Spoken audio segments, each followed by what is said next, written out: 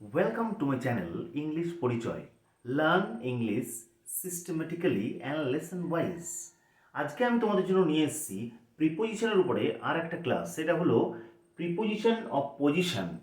Position বোঝালে বা place বোঝালে কোন কোন প্রিপোজিশন কখন ইউজ করা হবে।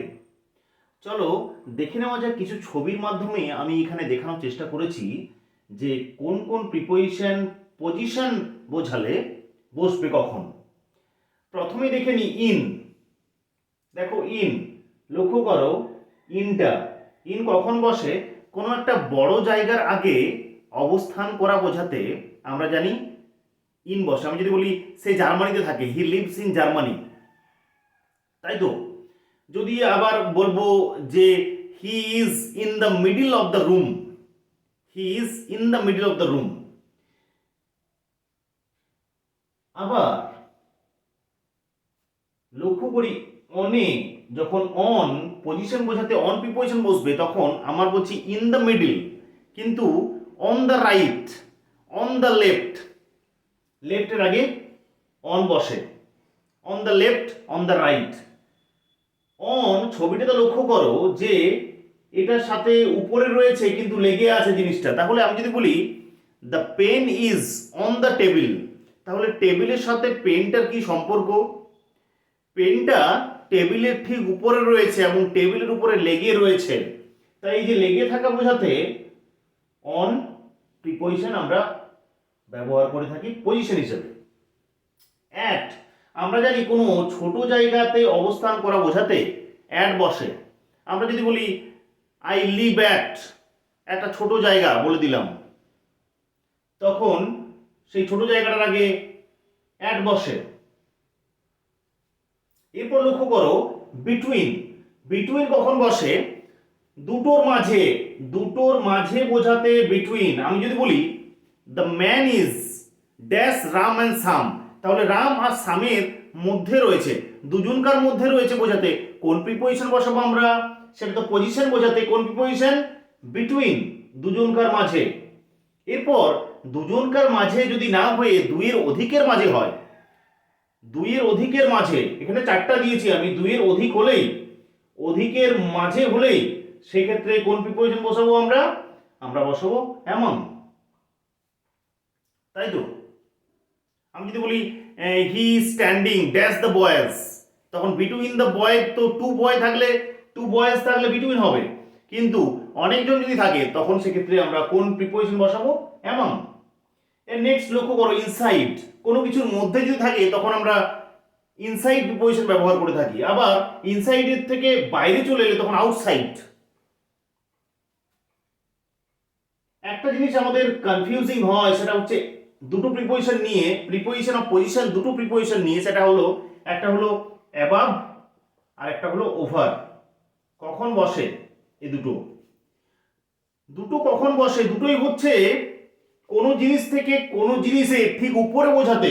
ধরো এইটা একটা জিনিস আর এইটা একটা জিনিস, মানে কোনো একটা জিনিস থেকে কোনো একটা জিনিস যদি হায়ার দেন দ্যাট, উপরে থাকে, তার থেকে বেশি উপরে থাকে, তখন সেক্ষেত্রে we can use both preposition of position, সেটা হচ্ছে অ্যাবাভ এবং ওভার।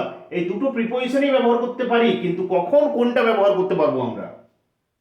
দুটোই মানে হচ্ছে ওপরে, ওপরে। অন মানে উপরে, অনে, অনে কিন্তু জিনিসটা লেগে রয়েছে, দেখো অনে লেগে রয়েছে, অনে কোনো একটা জিনিসের উপরে থাকবে, সেই জিনিসটা লেগে রয়েছে, তখন অন। এই যদি বলি বলটা এই টেবিলের উপরে রয়েছে, বলটার সাথে টেবিলে লেগে আছে, কিন্তু ওভারে আর একটু উপরে বোঝাতে ওভার ব্যবহার করা হয়, বেশি উপরে বোঝাতে অ্যাবাভ ব্যবহার করা হয়। কিন্তু সেটাকে কোনো একটা জিনিস থেকে কোনো একটা জিনিস যদি উপরে বোঝায়, তার থেকেও উপরে, তখন সেক্ষেত্রে আমরা অ্যাবাভ বা ওভার ব্যবহার করব। কখন ব্যবহার করব? একটা জেনারেল নোশন, সেটা হলো যে এই তো এই জিনিসটা, এই জিনিসটা থেকে এই জিনিসটা আমরা রেখেছি, তাহলে এই জিনিসটার থেকে এই জিনিসটা উপরে রয়েছে, তখন ক্ষেত্রে অ্যাবাভ বা ওভার দুটোর মধ্যে একটা প্রিপোজিশন যে কোনো আমরা বসাতে পারি।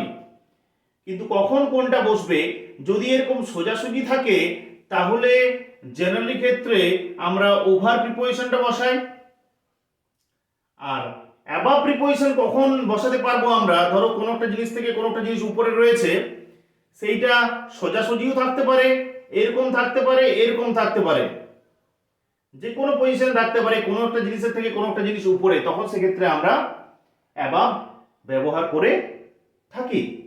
যেমন যে the fan is above my head বা ওভার মাই হেড, দুটোই হবে। Over my head it is better, over my head. পরবর্তী কিছু ক্লাসে আমরা এগুলো সব ইন্ডিভিজুয়ালি দেখাবো সিস্টেম্যাটিক্যালি। নেক্সট লক্ষ্য করো, এখন শুধু আইডিয়াটা নিয়ে নাও, আইডিয়াটা, ধারণাটা শুধু নিয়ে নাও। বিহাইন্ড পিছনে বোঝাতে, কোনো একটা জিনিসের পিছনে যদি বোঝায় বিহাইন্ড, তাহলে সেক্ষেত্রে বিহাইন্ড বসে, তাই তো? ছবিটি লক্ষ্য করো, এটা ঠিক পিছনে আছে বিহাইন্ড। আবার বিলো, বিলো মিন্স নিচে, কোনো একটা জিনিস থেকে কোনো একটা জিনিসের যদি নিচে থাকে তখন সেক্ষেত্রে বিলো বসে।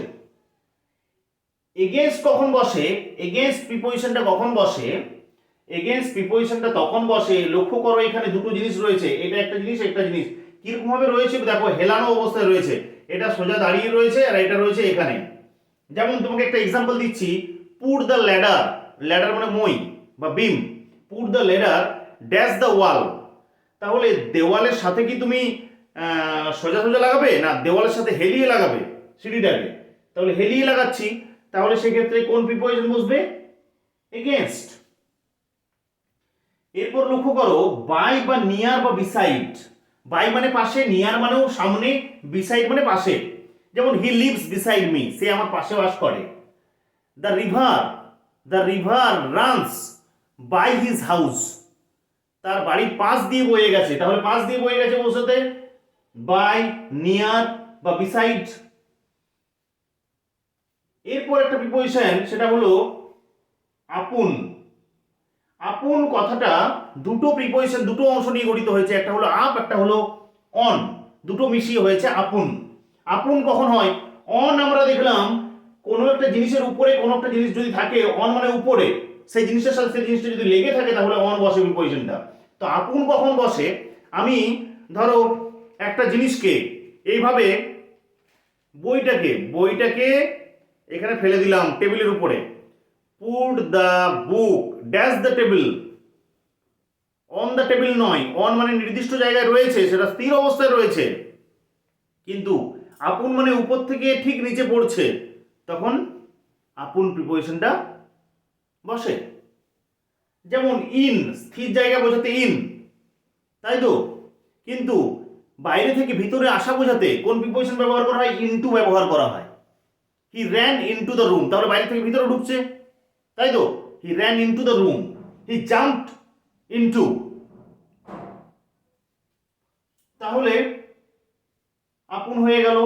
এরপর in front of, in front of মানে সামনে, there is a garden in front of our house, আমাদের বাড়ির সামনে রয়েছে, ইন ফ্রন্ট অফ, একটা প্রিপোজিশনাল ফ্রেজ এটা একটা। নেক্সট টু, নেক্সট টু মানে পাশে, অপোজিট টু হয়, নেক্সট টু বা অপোজিট টু হয়। আমি যদি বলি there is a huge well, একটা কুয়ো রয়েছে, অপোজিট টু আওয়ার হাউস, আমাদের বাড়ির ঠিক বিপরীতে বা নেক্সট টু আওয়ার হাউস। আমি যদি বলি মিস্টার রয় আমাদের বাড়ির ঠিক পরেই থাকে, তাহলে mister Roy lives next to our house বা অপোজিট টু আওয়ার হাউস। এখানে কনফিউজিং বলতে দুটো প্রিপোজিশন আর একটা রয়েছে এখানে, থ্রু, থ্রু মানে মধ্য দিয়ে, কোনো একটা জিনিসের মধ্য দিয়ে, কোনো একটা জিনিস হয়তো কোনো একটা জিনিসের মধ্য দিয়ে গলে চলে গেল, তখন সেক্ষেত্রে থ্রু বসে, থ্রু প্রিপোজিশনটা বসে। দো আর থ্রুর মধ্যে স্পেলিংটা দেখবে, থ্রু, THROUGH, থ্রু মানে কোনো একটা জিনিস ক্রস করে যাচ্ছে, through the road, he lives through the lane. দুটো এখানে প্রিপোজিশন কনফিউজিং আছে, আর একটা হলো অ্যাক্রস আর একটা হলো অ্যালং। অ্যাক্রস কখন বসে, কখন অ্যালং বসে? অ্যাক্রস কথার অর্থ হচ্ছে the opposite of something, the opposite side of something বা সামওয়ান, কোনো জিনিসের বা কোনো ব্যক্তি বা কোনো বস্তুর ঠিক বিপরীতে যদি থাকে তখন প্রিপোজিশন অফ পজিশন, কোন প্রিপোজিশন অফ পজিশনটা বসে? সেটা হলো অ্যাক্রস, অ্যাক্রস বসে তখন। অ্যাজ ফর এক্সাম্পল, এখানে লক্ষ্য করো যে উই টুক আ বোট, আমরা একটা বোট নিয়েছিলাম, dash the river, dash the river. তখন মানে ঠিক রিভারের অপোজিটে বোটগুলো দাঁড়িয়ে আছে, তাই তো? তাহলে the opposite side of something, the other side of something, তাহলে এক্ষেত্রে কোন প্রিপোজিশন বসবে? We took a boat across the river. Next লক্ষ্য করো অ্যালং। অ্যালং কথার অর্থ হলো, অ্যালং প্রিপোজিশনটা কখন বসে পজিশন বোঝাতে? ইন আ লাইন, একটা রেখা বরাবর, একটা লাইন বরাবর যখন কোনো একটা জিনিস অবস্থান করবে, in a line next to something, কোনো একটা জিনিসের এক রেখা বা লাইন বরাবর যখন অবস্থান করবে, তখন আমরা কোন প্রিপোজিশন আমরা ব্যবহার করতে পারি? সেটা হচ্ছে we can use along them.